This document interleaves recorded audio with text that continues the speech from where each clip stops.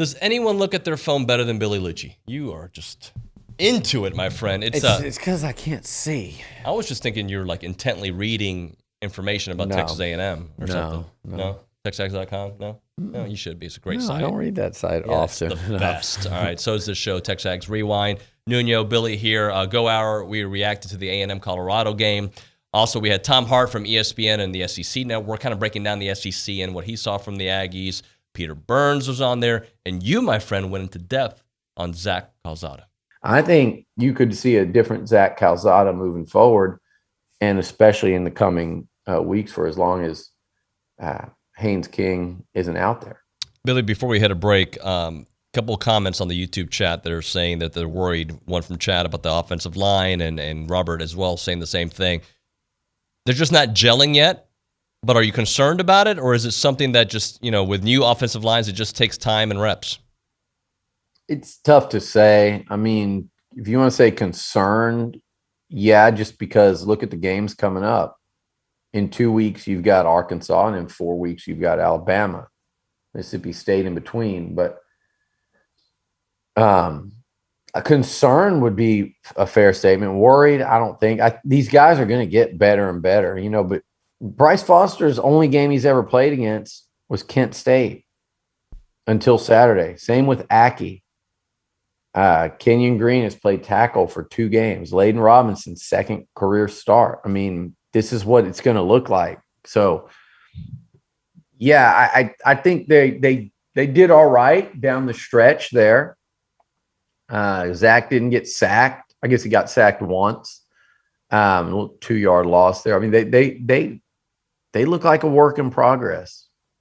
They're a work in progress, and they played. Here's the thing: there's no experience up there. There's none. The only guy that I think, Luke Matthews is wearing a sling Saturday on the sideline and street clothes. The only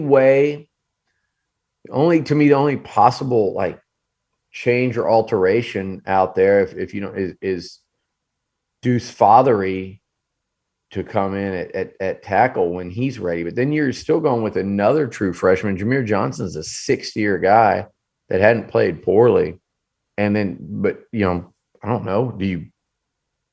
What do you do? Do you move Kenyon somewhere again and then put Fothery out there at tackle? I mean, that's kind of your only option. I don't think you let Kenyon learn the tackle position and become dominant. He's your best chance at having a bookend dominant tackle. And I think he will be that guy. But all these guys are in game 2. And in game 1, they played against Kent State. They played against a team that they could physically overwhelm. And you like to say, well, you could do that with Colorado too. They're middle of the pack at best, Pac-12. But, David, their front 7 was very experienced. Very experienced. And they did have a 6'6", 310-pounder in there in the middle. And they had a guy that looked a lot like, Jaden Peavy, bigger than Peavy. So that experience is what makes it so hard. It's not that guys no one's overpowering Bryce Foster or Kenyon Green or Layden Robinson. Aki's a gifted athlete. They just look like an offensive line that was playing against a veteran defensive front, veteran Power 5 defensive front. I don't care if it's Colorado, if it was Missouri, if it was Kentucky, if it was South Carolina. That's always going to be a bad matchup when you're a bunch of young dudes that haven't played in game 2 playing against a veteran group. That's why the game worried me. Because of Colorado's defense, they had a new coordinator, and what they were doing in terms of on third down, just kind of going helter-skelter, it worried me from the standpoint of broken and blown assignments. And it's just the guys, game 2 against a veteran front concerned me, not just for the O-line, but the quarterback as well. And that was before Haynes got hurt. Do you feel like everything you just said about Texas, do you feel like that's applicable to, say, a Michigan, a USC, or is it the same thing? It seems like it's even more so for Texas, the desire to bring them back before they're worthy of such praise. It seems even more so than the places like USC or Michigan, or is that because of the part of the country Not just us here in Texas, but you're in the SEC footprint. I think simply put, it's brand recognition. It gets clicks, right? It's not just the state of Texas, but that is a national brand for what they've accomplished historically. A fair comparison in my mind would be Iowa State. Now, I didn't think Iowa State was going to win the conference this year, and that was a bad loss they had this weekend. And Brock Purdy showed his limitations as a quarterback without a huge arm. They can't beat Iowa. It's going to be tough for them to have a historically great season. But what Iowa State has done over the last couple of years should get them more discussion, more brand recognition, more talk. The fact of the matter is Iowa State doesn't move the meter like Texas does. And I think that I keep throwing this phrase out there, national media, that they're in the business of getting people to their websites and drawing clicks and getting people to listen to the podcast. Texas, good, bad, indifferent, holds an audience longer, that discussion, than Iowa State. And I unfortunately think that's where we are. And I would apply this as well to what happened with Ohio State against Oregon. I remember years ago, Ohio State lost early in the season, may have been the opener to Virginia Tech. And they worked their way back into the college football playoff. A single loss is not debilitating to a national brand. Ohio State, Texas, USC, Alabama. There's a few others out there, but a single loss is debilitating to Iowa State, to Coastal Carolina, to BYU, to Cincinnati. Is that fair? No, it's not fair, but it's the world we live in right now. Again, look, there's a lot of ways we can slice and dice this Aggie game against Colorado. And as angry as I think we were in the press box that day, and when I say angry, like we saw plays to be made, we saw a team that looked lost. They didn't give up any points after that first touchdown. That was it. Their defense came through, and as much as I wanted to psychoanalyze and fix the play calling and let's run the ball, it all worked out on the road with your backup quarterback who was not mentally prepared to start the game, but was more than mentally prepared and physically to end the game. I think that's a good way to put it. He came in and he looked confused at times. Zach Calzada looked confused at times. Then other times, it looked like he was almost, I don't know exactly the word, too hyped up. Sure. Because he was throwing, he'd have Jalen Weidemeyer open in the middle, and he'd throw it, he airmailed a bunch of passes. But then in the last two series, he played really well. Of course, he had the fumble into the end zone, which was really close, but it was a fumble. And then he came back. And I think that's what you should really hammer on is he played so poorly. And then when he looked like he was putting it together, he lost a fumble that could have cost the game. That should have been it mentally, you would think, right? Right. But then he comes back, and I think he completed 4 of 8 and 3 to Isaiah Spiller. And then, a nicely thrown touchdown pass, as nice as you can find, and, a clutch 3rd and 8.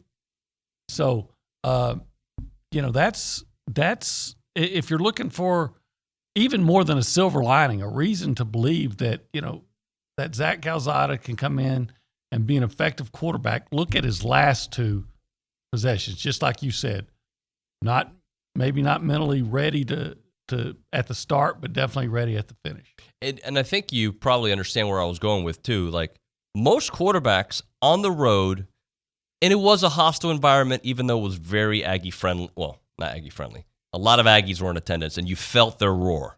Well, let's start with the good, right? The fact that it kind of looked like a wrecking crew defense of the past, and after that first quarter, right? I mean, that's why you brought Mike Elko there. Is hey, you need to make sure that you can make adjustments. And Colorado gashed them up early, and then all of a sudden after halftime, it was locked down, and you needed to have that when the offense wasn't rolling. You need to be able to win games in multiple different ways, and it was the defense that saved the day and kept them in there because A&M wasn't scoring twice. As this offense is trying to figure out, so you could not afford to give it up. So I think that'd be positive. I mean, Spiller my goodness, the game that he had late when you needed it, 2 catches that were incredible, was a game changer. And I mean, the biggest concern I have is the one David and Billy we talked about for the last couple of weeks is like we're what this offensive line was going to be, right? Mm-hmm. And if you're going to win the title, I look at what Alabama brings, and that's kind of the gold standard that you're trying to, beat. If you're A&M,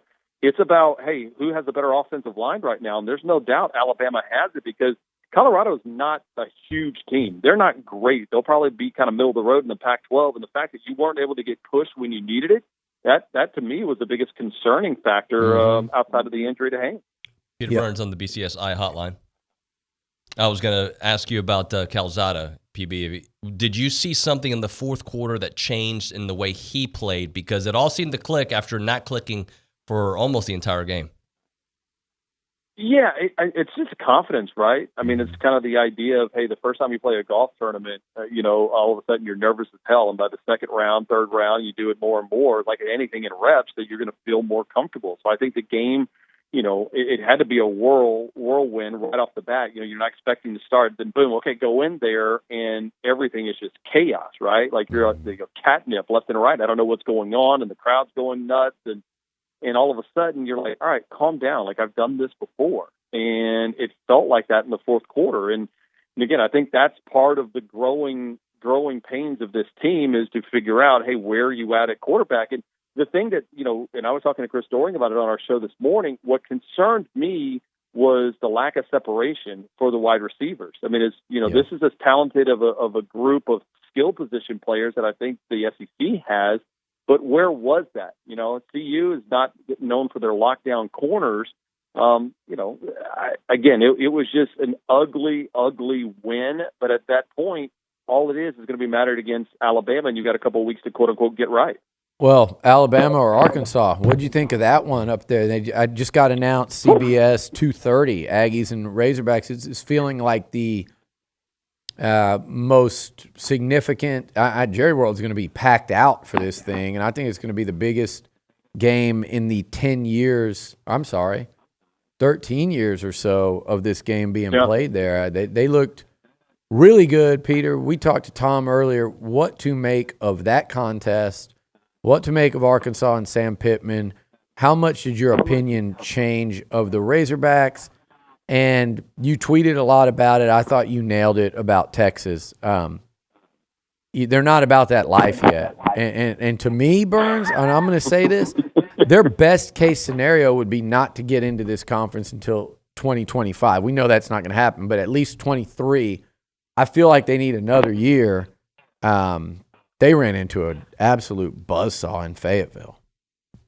Yeah, I mean, that was a lot of pent-up aggression as well, too. I mean, you saw it from the fan base. They were fired up and people understanding. And, I think, you could feel that once you got into the energy of that building. As everyone told me, they're like, bro, this is as crazy of a game it's been in a long time in the SEC. So it was a fan base that was starved for it. And, I expected them not to look necessarily that dominant, especially offensive line, right? Like, that's how I wanted A&M's line to look like against CU up in Denver. Like, I expected those type holes, that type of explosion, and we never really saw that, which was concerning. But, I take more of it on the Texas side, is just going, man, like, Texas has been ranked, and they've been okay over the last couple of years in the Big 12 because it's Big 12 football. It is not 5 stars every single week. I mean, think about if Texas had to take out that game in Fayetteville, and then, oh, by the way, next week was College Station, and then next week was Tuscaloosa, and next week was, playing LSU. I mean, you're looking at a team that's probably 6-6, maybe at best. But I mean, again, I think the way A&M sets up against Arkansas works well. Right, because they can kind of play inside of a box and they can play a lower scoring game, and I think A&M can still have more success with them, especially defensively. It's the A&M trying to get into a shooting match right now and trying to have an Arena Football League type game that worries me, especially now that that Haynes isn't going to be your guy. Billy's leaving, but you know what to do. Like, I always do that. Yeah, because you don't like the show that much. You're not one of those. I'm ready to get on to the next thing. I want you to just watch us, extended watch. Always about the next thing, isn't it? With me, yeah, just click, swipe up, swipe left, smash this button, swipe that button. So like it, subscribe, comment, and I like comment. Yeah, comment. Yeah, and just become a subscriber to TexAgs.com. He's good. That's the best thing to do. Bye. You get paid directly on that. There you go. Do it.